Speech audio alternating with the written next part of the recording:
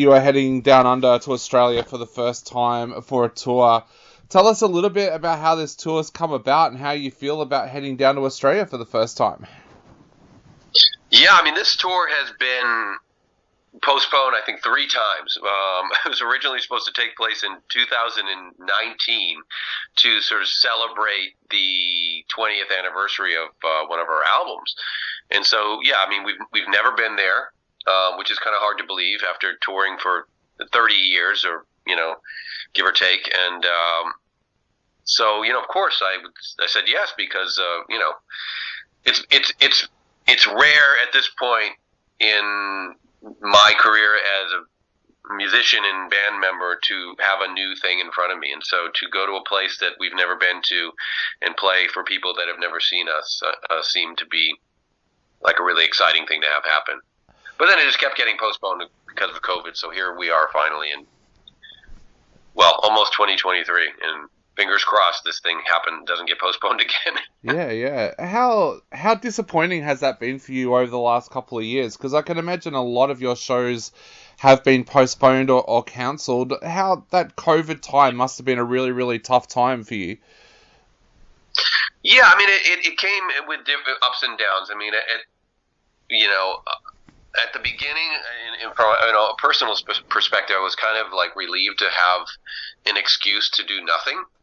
But then after about 6 months or so, I started to get really like antsy and uncomfortable of not being able to do anything creative, and there was really no end in sight for when music was going to return, at least in a live situation. So I did take the time to dive into my other passion, which is film, and I ended up going and directing my own movie. So that was an upside to having all that downtime. But yeah, eventually we got back to it. It took about 2 years, and I was actually kind of apprehensive about what it was going to be like. Would people still be excited for live music? Would they have moved on, after 2 years of not seeing it? And we found that people were more excited than ever. The shows were bigger turnouts and more enthusiasm than we had seen in a long time. So that was a pleasant surprise. I think a lot of people learnt not to take live music for granted during that time. I mean, I know for myself, I'm in my 40s now, and I've been going to live shows since I was about 14, 15, and it became something that you just did every week, that you went to a live show or one or two, and when it was taken away, you suddenly realized that it shouldn't be taken for granted. Do you think that's something that a lot of people in the US have come to realize as well? Possibly. Like I said, I think that I hope so anyway. I hope that the appreciation for live music or live events in general I hope people have come to appreciate them more. And, but yeah, I know what you mean. It's interesting, even from a performer's point of view, right before COVID hit, I'd always, when you're in a band or you're doing anything creatively for a living, there's always this level of anxiety that's around, because you're always having to self-motivate and find the next opportunity. And, so there's always been a level of anxiety around it. But then I hit a certain point in my career. I was like, I don't have to worry about this. Like, after 30 years, this is bulletproof. Like, I can, I don't have to worry anymore. If I want to go play, I'll play. And, and I've got to a place of comfort with it, and COVID turned that on its head, and all of a sudden I realized, wow, this isn't bulletproof. Like, something like this can really come in and mess with the existence of your livelihood, Yep. So I'm just happy that we all came through it, and and I know I've come to appreciate the band and the live experience more than I ever have. You also had an album come out during that time as well. That must have been a weird feeling of having an album out and not being able to get out there and play those tracks live. Yeah, I mean, I think a lot of bands found themselves in that position where it was like, I guess I don't want to say the lost albums, right? Like, because I think in some ways people were probably consuming, more music at home. So even though we weren't to tour, or on that record at the time, it's interesting because like the streaming numbers for like the single are higher than the one from the last album. Yep. You know, there could be some upsides to it as well, but yeah, it felt, it definitely was an unconventional way of releasing a record, which was just kind of putting it out and then not following it with anything, so we managed to make a video before COVID, and then I think I made another couple of videos on my own, just isolated, but yep. But now we can play songs, it's all kind of seems like a distant memory, which is crazy. Yeah, you mentioned that it gave you the opportunity to work on your film as well. Tell us a little bit about that and when we might be able to expect to see the film as well. Well, the film's called Allegoria, and it's actually out. It came out in August, at least here in the States. It premiered on a streaming platform called Shudder. I don't know if you have that. Yes, we do. Yeah. We do. Yeah. So Shudder is like, it's like Netflix for horror movies. So, so it came out on Shudder, at least in the States. I don't know. I can't speak for the Australian version, but it's also available on VOD and Blu-ray, Amazon, all that stuff.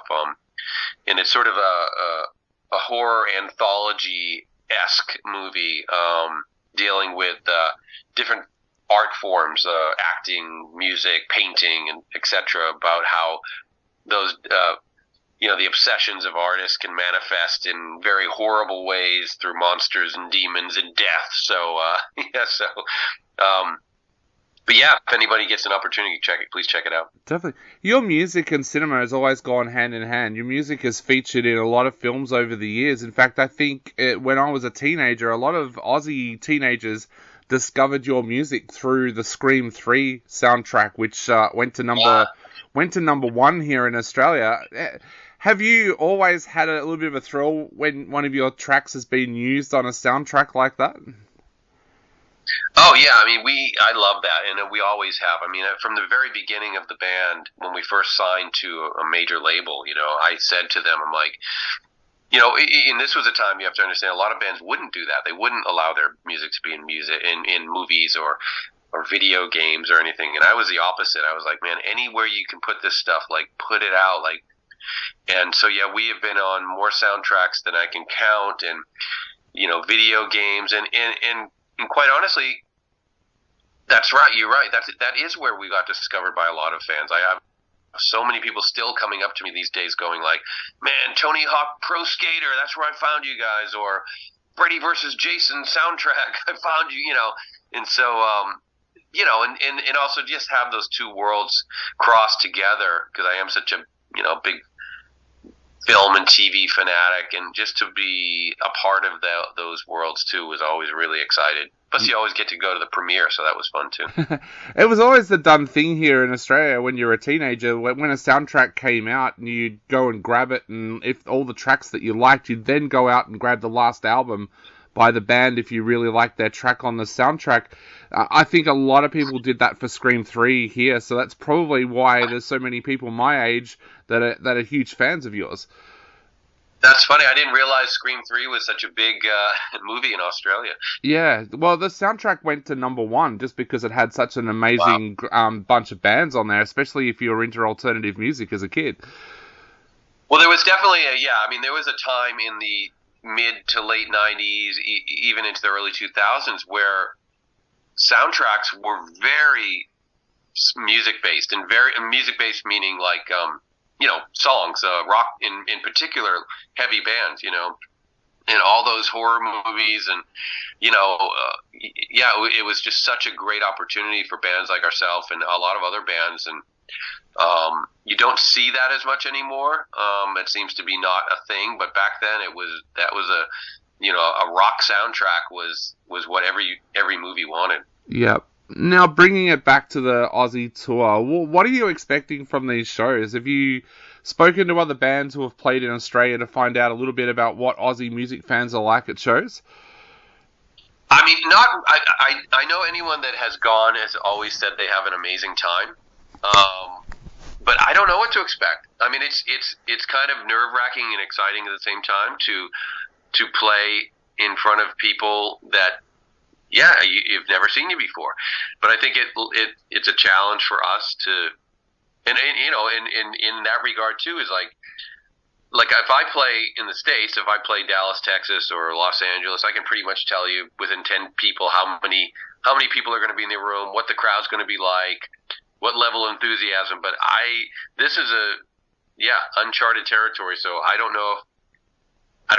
So I'm just hoping that the crowds are excited and rowdy and they show up and we'll just have a great time. Having not played here before, does that change your set list as well? Like, what can we expect to hear you guys play? No, I mean, we'll do what we do. You know, I mean, what we like to do is play as much material from sort of all the records as we can.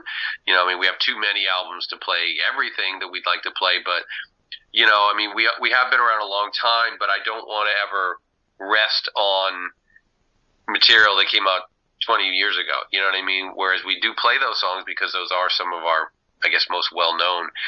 We definitely enjoy playing newer stuff too, and everything in between because, you know, I think certainly with the internet being the main source of discovery for most people, you never know what songs people want to hear. You never know what album they found first, what is new to them, what is most relevant to them. So we just try to pick the best songs that translate the best in a live situation and just go for it. Yeah, like you said before, this tour was originally going to be an anniversary for Tonight the Stars Revolt, but now it's ended up going to be the 20th anniversary of Transform as well. Is there a secret to that longevity? Because there are so many bands these days that come and go in the blink of an eye. The fact that you guys are around nearly 30 years since you started, is there a secret to that longevity, do you think? I mean, I think, you know, to not sound, you know, silly, but it's just like it is really just don't stop doing it. Yeah. You know, and I think a lot of bands just stop, or they can't deal with the, you know, there are a lot of bands that I know that came up when we did, and they have a really hard time adjusting to change, and they're uncomfortable with the fact that it isn't 1999 anymore, and you aren't the darling of the moment, and you maybe aren't selling as many tickets as you used to. And, you know, I think part of doing anything creative, and certainly in a band, I mean, there's very few bands that can just say they made it to the top and never left the top. Like, for most of us, for 99.9% of bands, it's a roller coaster ride. You're up, you're down, you know, one year's great, one year's not, one song's popular, and you have to be able to adjust and be okay with that, and check your ego at the door, and just, you know, make it about what it always was about in the beginning, which was about having a good time and trying to do something cool and creative and inspiring other people, and that's it, you know. And if you can put your head in that state, then you're much better equipped to deal with the crazy ride that it becomes after all these years. The creativity is still very, very strong there with you, with your music. Have you been working on any new music at the moment as well? Like, can we expect another album in the next couple of years? Yeah, I mean, we'll have a record out in 2023. It's basically written now. Just gotta, you know, once we get back from Australia, it's gonna be sort of like polish it up and mix it, and, you know, but yeah, you know, we seem to be on this every 3-year album cycle for somehow. I don't know why it takes so long, but it seems to be the case. So yeah, 2023 will be a new album. Definitely. Well, if it works, just keep doing it. So yeah, now. Yeah, for sure. Now, when you're in Australia, is there anything that you guys want to do away from the stage? Like, is there anything that you've read about or seen on TV or in movies over the years where you're like, hey, I've got to do that while I'm in Australia? I mean, I'm going to, you know, I think like most people that haven't been any place, that you kind of get the Cliff Note version of it. You know what I mean? In Australia, the Cliff Note version is definitely like koala bears and kangaroos. You know what I mean? But yep. But I think that there's, you know, I'm more interested in, like, I mean, that sounds fun too, but like, when I go someplace new, I want to try to experience it as it really is, you know?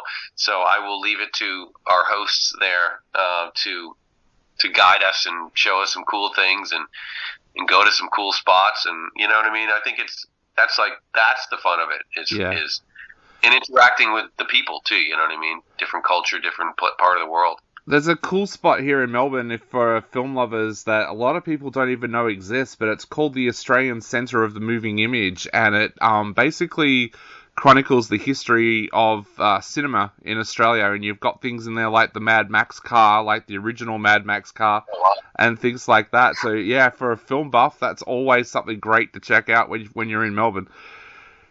Yeah, that sounds amazing. That sounds like I will definitely put that on my list. Definitely. All right, mate. Well, I know we are running out of time very, very quickly. So I guess to wrap up, what would you like to say to people out there who are wanting to come along to check you guys out on this tour? Yeah, I mean, look, I mean, simply say, come see us, man. This could be a once in a lifetime thing for us, and because it's definitely it's not an easy trip. So don't say, oh, I'll see him next time. Please come out this time, and trust me, like we will do everything in our power to entertain you and put on the best show we can.